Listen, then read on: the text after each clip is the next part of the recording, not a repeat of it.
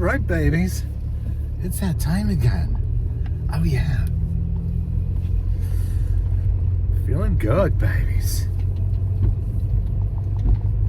Got my driving gloves on. Oh, yeah.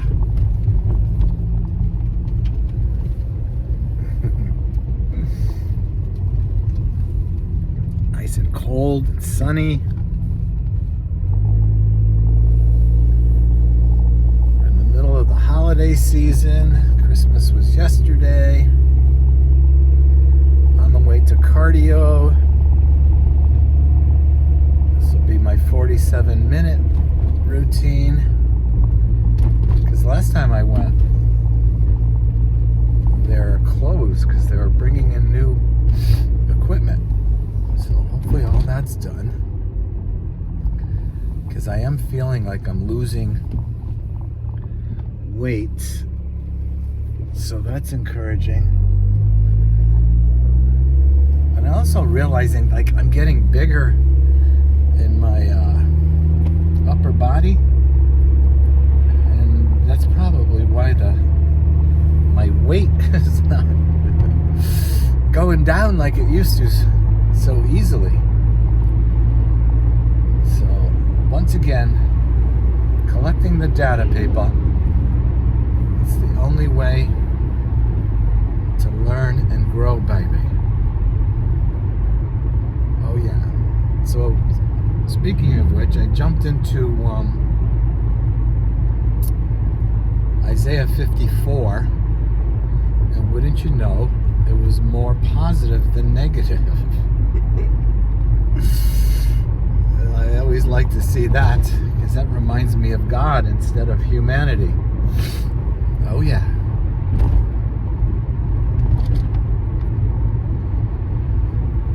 So,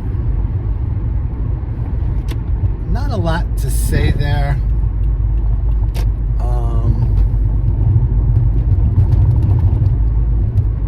Just God promising to protect His own and restore them. That's pretty much it. Oh yeah, baby. And we know that because we are living that this very day. Oh yeah. And speaking of Isaiah, the previous chapter, 53, is the one that's the well-known prophecy of the suffering of Jesus.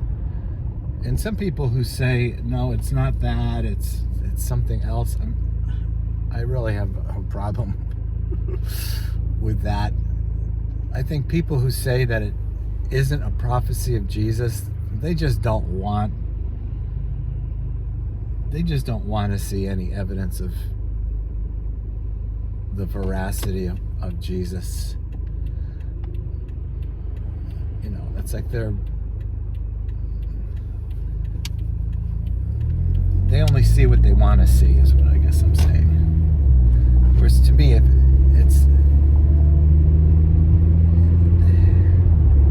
can't be anything other than a prophecy, because it's so descriptive of the horror that Jesus endured for our sake. So, yeah. To me, Isaiah 53 is gold. Oh yeah, babies.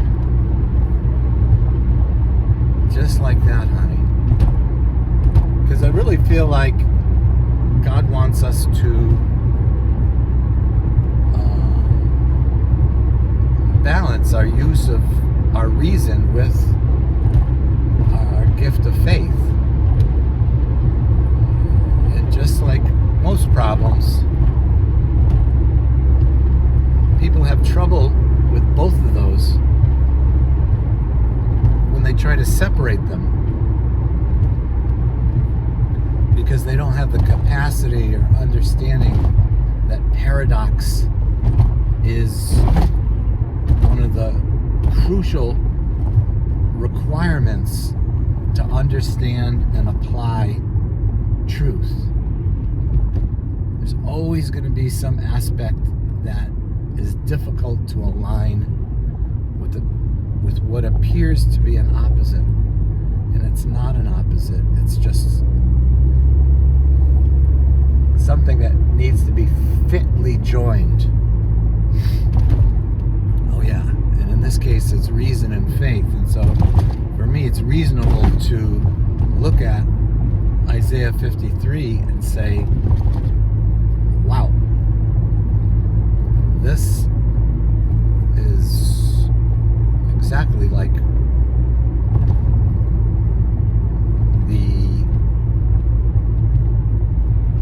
verifiable experience of Jesus at Calvary. And so I can use that to support my faith, because it's reasonable to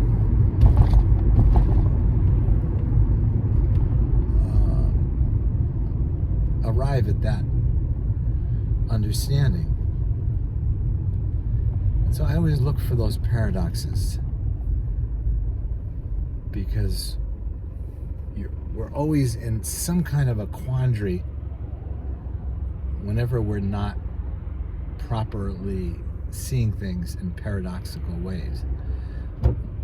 So, like another example would be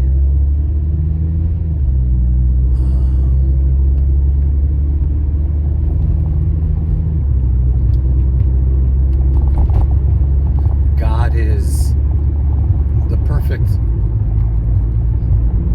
blending of masculine and feminine qualities, because he's created the world that way to reproduce. And so that has to be a reflection of who God is. And so whenever we put too much emphasis on one aspect over the other, then we lose perspective. Now this one's particularly troubling though, because most of our ideas of gender are developed culturally.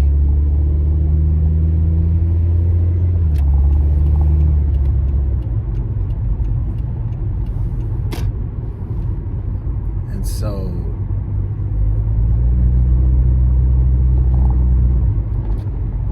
we can't assume that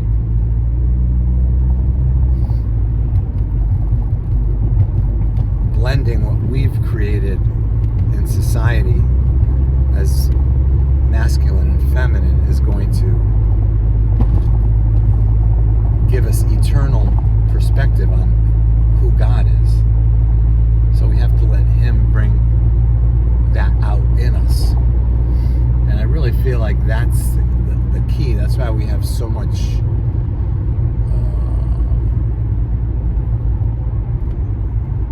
extreme actions in the world, either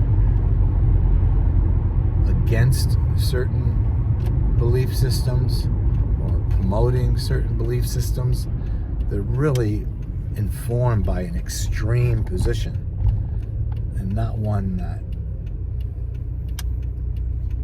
in my estimation, requires a very fine-tuned balance that only God can give.